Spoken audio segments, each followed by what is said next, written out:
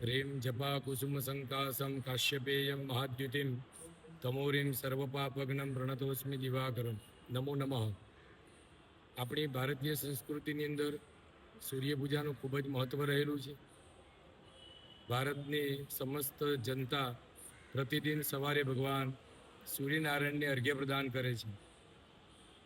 ઘણી વખત એવું જોવા મળ્યું છે કે દરેક પોતાની શ્રદ્ધા અને ભાવનાથી ભગવાન સૂર્યનારાયણને અર્ઘ્ય પ્રદાન કરે છે, પણ કેવી રીતે અર્ઘ્ય પ્રદાન કરવું, કયા સમયે કરવું, એ જાણીને આપણે એ વિધાન કરીએ તો એમાં આપણને ખૂબ જ ઉત્તમ ફળની પ્રાપ્તિ થાય છે. કારણ કે પંચાયતન દેવતામાં એક સૂર્યનારાયણ ભગવાન છે અને એ પ્રત્યક્ષ દેવ છે.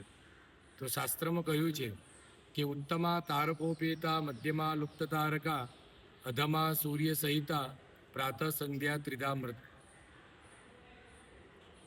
ઉત્તમા તારકોપેતા, જ્યારે આકાશની અંદર તારા દેખાતા હોય ત્યારે ભગવાન સૂર્યનારાયણને આપણે જળ અર્પણ કરીએ, અર્ઘ્ય પ્રદાન કરીએ, તે ઉત્તમ.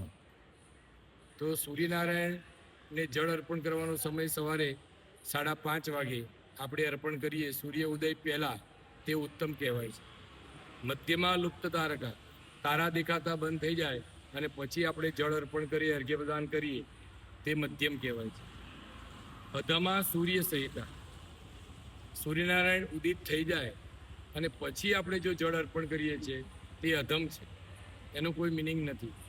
માટે સૌ ભારતીય, સૌ સનાતની વ્યક્તિઓ, હિન્દુઓને નમ્ર નિવેદન કે આપ સૌ ભગવાન સૂર્યનારાયણને જ્યારે જળ અર્પણ કરો ત્યારે સૂર્ય ઉદય પહેલાં અર્પણ કરો, જેનાથી તમને એનું સંપૂર્ણ પુણ્ય, સંપૂર્ણ ફળ પ્રાપ્ત થાય.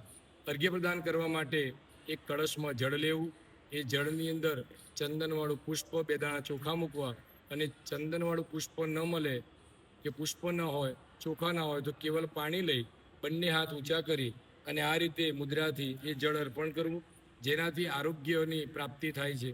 આપણું જે શારીરિક બીમારીઓ આપણને થાય છે, ઘણી બધી મોટી બીમારીઓ, મહારોગ થાય છે, એમાંથી આપણને મુક્તિ મળે છે અને આપણું જીવન સુખમય રીતે વ્યતીત થાય છે.